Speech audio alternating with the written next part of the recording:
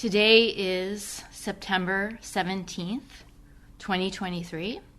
Welcome to everyone who was at the workshop yesterday. Today I'm going to talk about work practice.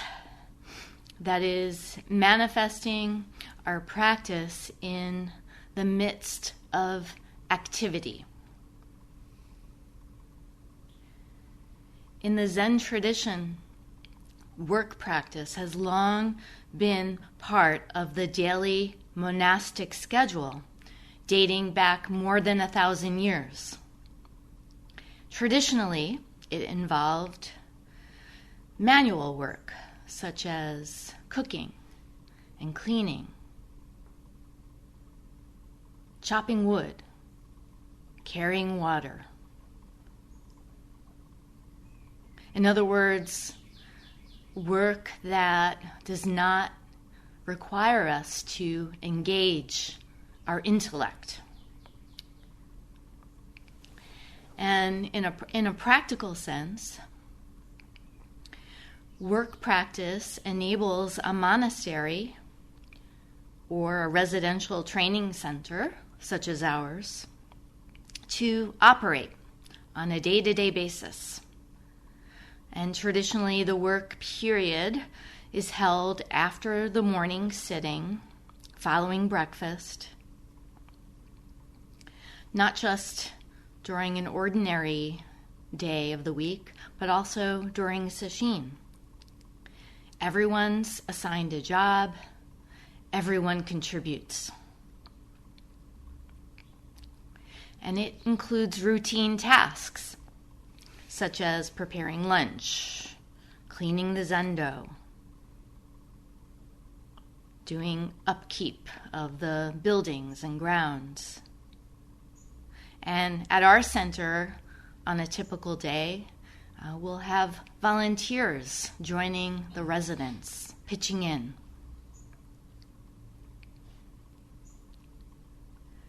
But what constitutes work practice has evolved over time, in step with changes in the way we humans live and work.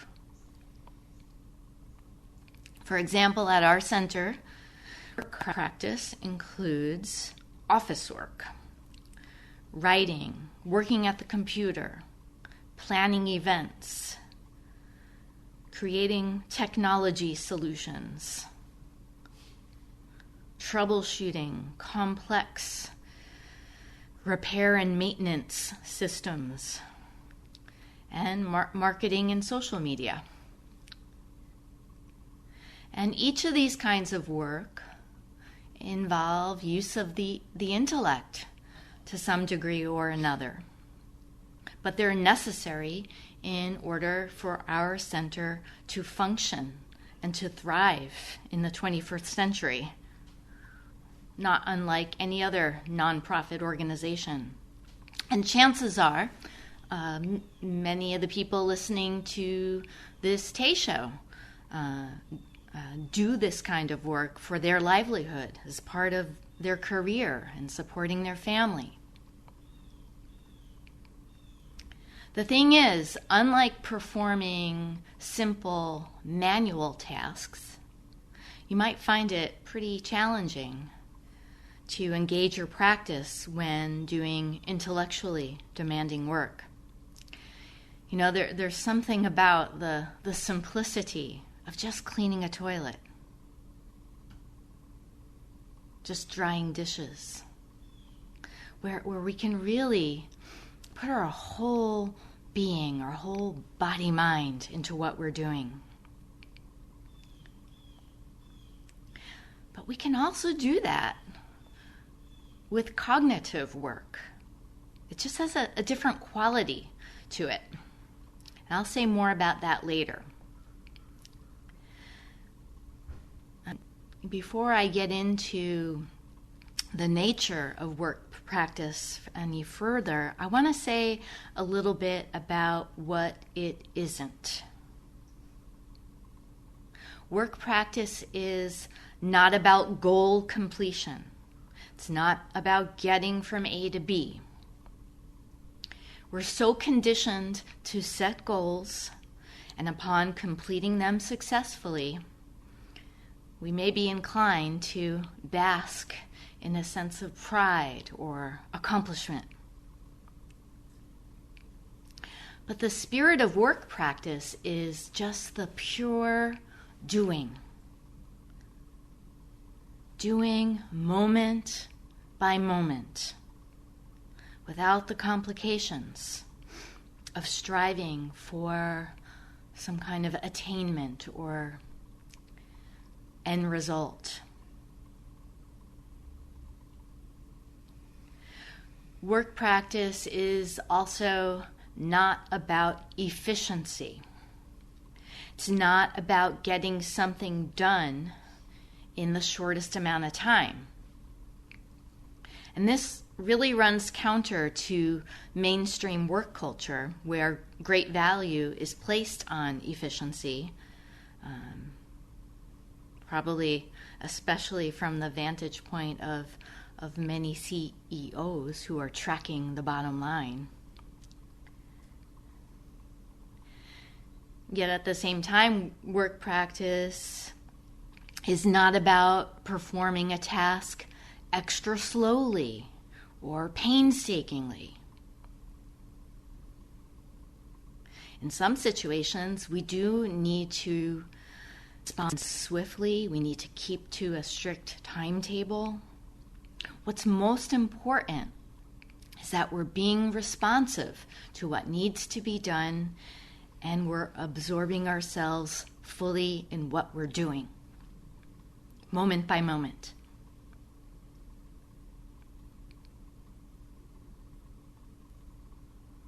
And there's another thing. Work practice is not about achieving perfection. Perfectionism is a personality trait that involves a preoccupation with some imagined standard of success. And it's an expression of wanting to be in control. And of course, doing an excellent job or a beautiful job isn't inherently bad. There's nothing wrong with that. It can be a product of devoted attention and care given to what we're doing, even love. But if our efforts are driven by an attachment to success or a fear of failure, then we're caught up in thoughts, caught up in judgments about ourselves, and chances are we extend those judgments to other people. So you can see, confronting these kinds of habits of mind is part of the process of work practice and Zen practice in general. So now let's look at what work practice is and how one does it. Put simply, it's Zazen in motion. When we do it wholeheartedly, it's a form of Zazen, just like sitting and chanting and kinhin. But it's not a substitute for sitting. That's the foundation of practice. But it does enable us to keep our practice more or less continuous throughout the day, no matter what we're doing, no matter the circumstances, keeping our mind and body unified.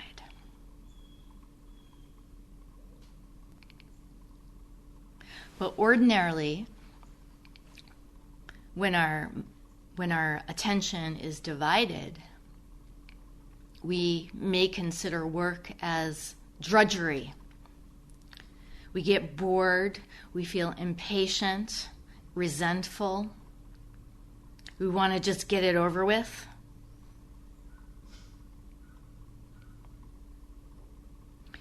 when we're doing even a simple task like, say, raking leaves, if our attention is split, we're likely thinking about other things as we're raking, maybe making planning ahead, or chewing over something that happened in the past, or getting frustrated about the volume of leaves that we have to rake.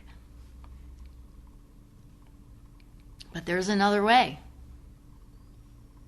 and that is to rake leaves with the same awareness and concentration that we're honing when we do Zazen. So what does that look like? Just moving the rake back and forth, changing directions, forming a pile.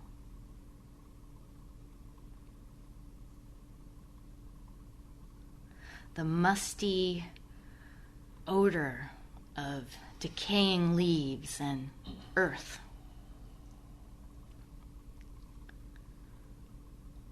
The crunch of dried up leaves underfoot.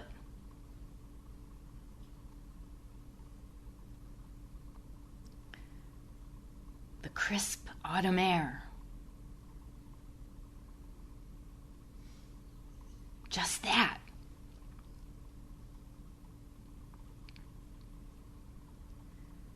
And if we're working on a koan or a breath practice, in a lot of situations, it's difficult, if not impossible, to focus on it while performing some activity like raking leaves. Here's another example. It doesn't make sense to be counting inhalations and exhalations from 1 to 10 while you're chopping up carrots with a knife, a sharp knife. Not only will your attention be split, but you risk injuring yourself. So sometimes we just kind of need to let go of our particular practice in that moment, or let it fade into the background, and simply just focus wholeheartedly on what we're doing, while also letting random thoughts go. Don't engage with them.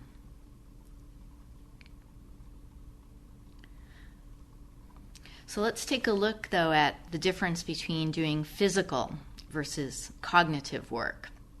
And for physical work, there's a great resource we have here at the Center's library. It's called Sweeping Changes, Discovering the Joy of Zen in Everyday Tasks, and it's by Gary Thorpe.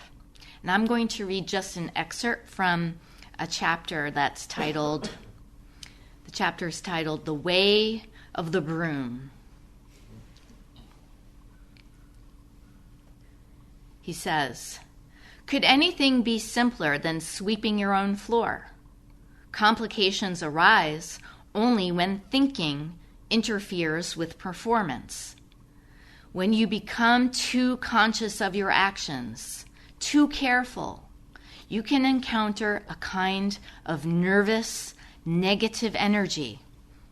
Oddly enough, too much thought can result in the same kind of disjuncture as absent-mindedness and lack of concentration. When you strain too hard to create beautiful music, you fumble the notes and the music suffers. Even sweeping the floor can become awkward and ineffectual if done with too much care." So this ties in with perfectionism. If we try too hard, if we're holding on to some image of an end result, rather than devoting ourselves into what we're doing moment by moment, we're lost in thought. We need to allow ourselves to flow, unimpeded by thoughts. That said, when we learn something new, we do tend to overthink it. We try to follow the instructions carefully, but then eventually we do get it into our body, and then we're off and running. It's just like learning how to ride a bike. If we're thinking about moving our feet, pushing the pedals, and we're thinking about using our fingers to operate the gears, we might topple over. At some point, you just got to let go. And then Thorpe says, fish are not aware that they exist in water, and birds do not think about the air. Cows and crickets are, without thinking about it, at ease in their own natural elements. For you to find your own natural place, it is helpful to stay in touch with where you are now and what you are doing. Try not to let your thoughts carry you away. Keep bringing yourself back to yourself. The repetitive motions of sweeping a floor can be a good method for practicing this returning. Using a high-powered vacuum cleaner may yield more spectacular results, but we're not seeking anything spectacular here. Try doing some simple sweeping without noise, without past or future, without premeditation, without stricture, without aim. Just move the broom.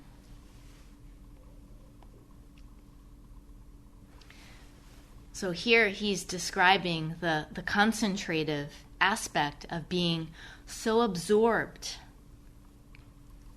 in what we're doing that the self disappears. You might not even be aware of what's happening around you. But that's actually not the whole of it. There is also a mindfulness dimension of being aware of our body in space, harmonizing and working in concert with everything and everyone around us. So he continues, when you are truly alive, you can concentrate wholeheartedly on one task without ignoring the rest of the world. You are still keenly aware of the ticking clock, the telephone, the sound of raindrops on the roof, the smell of baking bread. You see what is before your eyes and hear what is carried to your ears.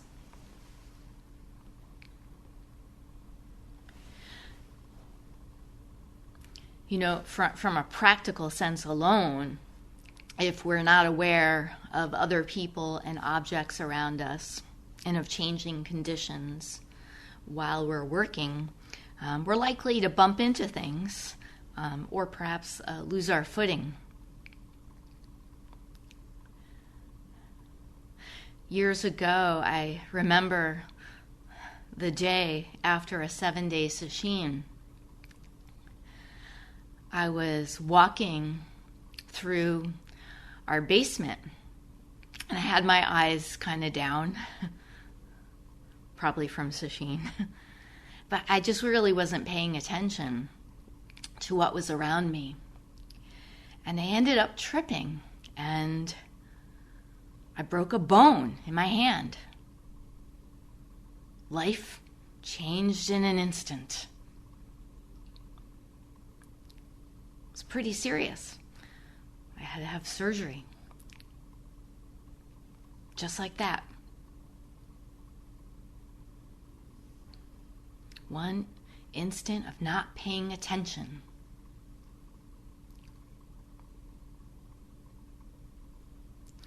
And then skipping ahead a few paragraphs, Thorpe says more about this balancing of concentration and mindfulness.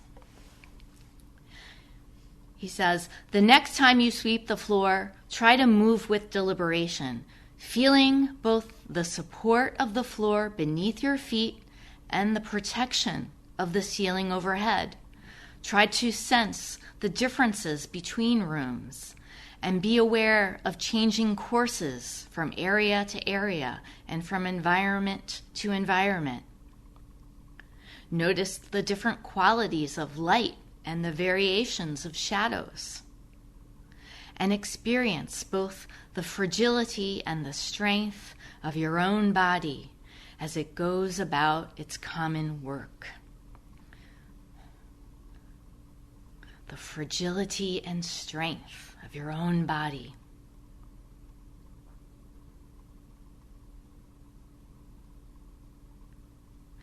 There is this tendency to go about our business without any awareness of the fragility of our body. It's an impermanence. We like to think of ourselves as static, as having a fixed identity, and that's how we think of other people too, without any awareness of the transient nature of life, including our own body. And so we may understand, at least intellectually, that everyone and everything is in constant flux. But it's difficult to see that we embody that flux moment by moment. We don't notice it until it becomes really obvious, until something eventful happens, like injuring ourselves or becoming ill. Then Thorpe says, at times in our lives, we all experience hunger and headaches, fever and chills, metabolic imbalances, distractions and disorder, near misses, wild diversions and doubt. Still we go on sweeping. We do the things that need to be done. We become united with each action. This daily work then becomes a kind of team effort. When we work wholeheartedly, who is not with us? Who is not helping us? Who does not support us in every action and breath?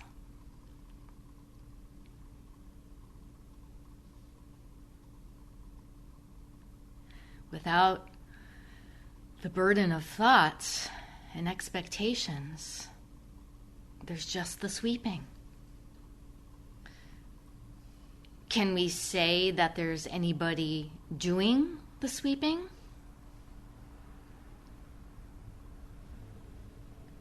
Only our thinking mind can say.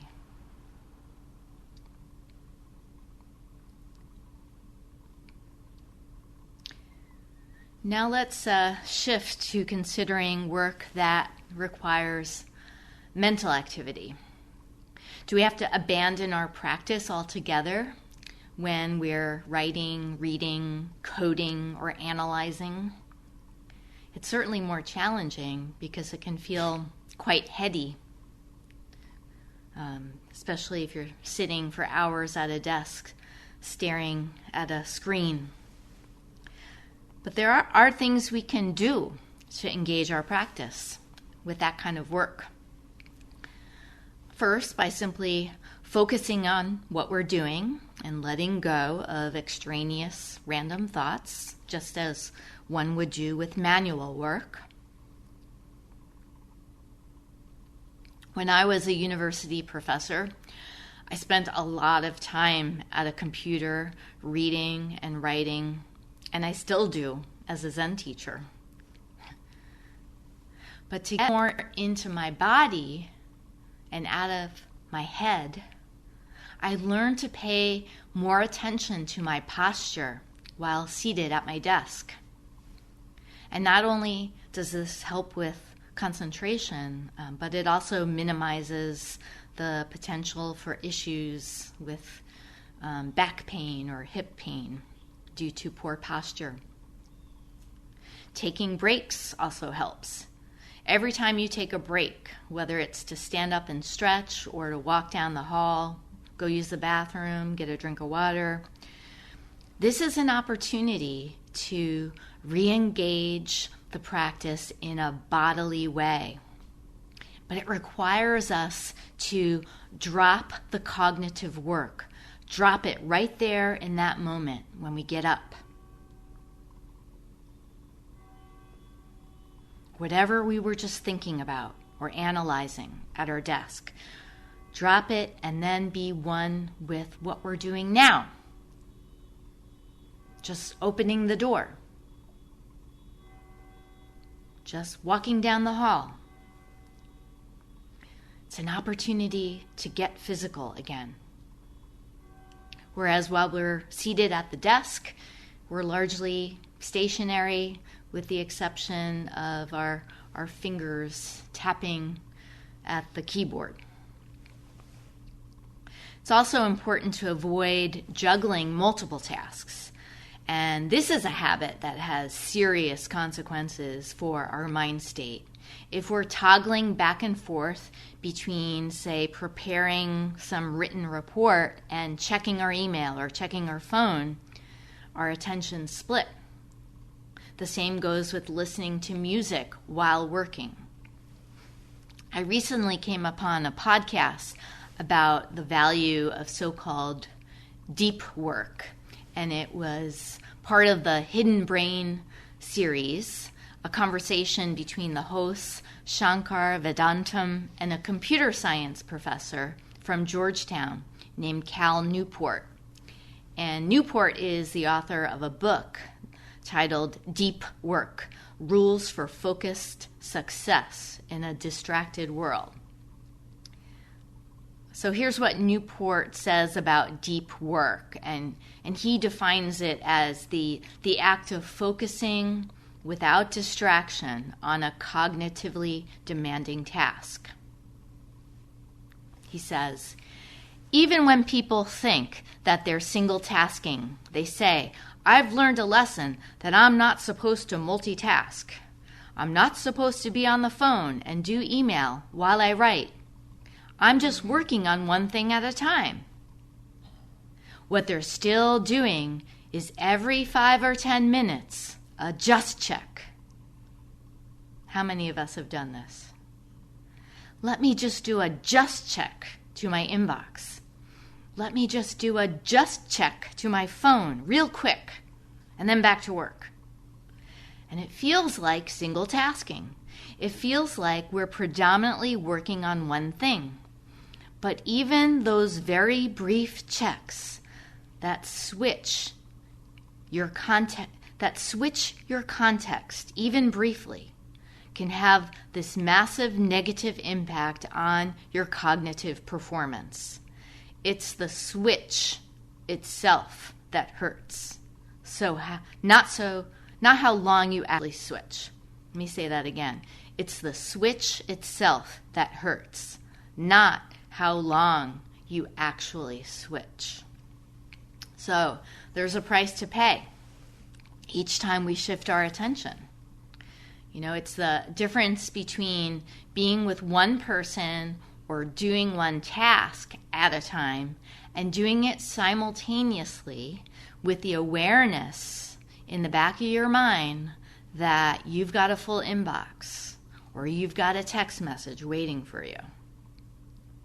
And while Newport's research is much more focused on the impact on work performance, we can see that it also applies to Zen practice. The solution he proposes is to protect our mind from such distractions by consolidating tasks. And that might mean designating time for what he calls the shallow work. So only checking email once or twice a day, putting your phone on Do Not Disturb, putting it away and out of sight can really make a difference. Another strategy is carving out time to work without interruption. And, the extent to which you can do this is going to vary. Sometimes we do need to be accessible and available And if you work in an open office or shared space, or if there's just a revolving door of people that need to see you, it's hard to do. But it's worth experimenting with and making adaptation to the extent that you can. The most important takeaway, though, is that doing cognitive work need not be construed as an activity that is separate from practice. We don't abandon our true nature when we're analyzing, when we're using our thinking mind. The celebrated lay practitioner Layman Pang, who made a living as a merchant in support of his family household, said this: "Drawing water and carrying firewood are spiritual powers and sublime functions." And we can say, so it is with writing reports, adding up numbers, tending to a customer. In truth, there's nothing about our lives that is not practice. Nothing. No event, no location, no time of day, no activity, no single moment that is not the embodiment of our true nature.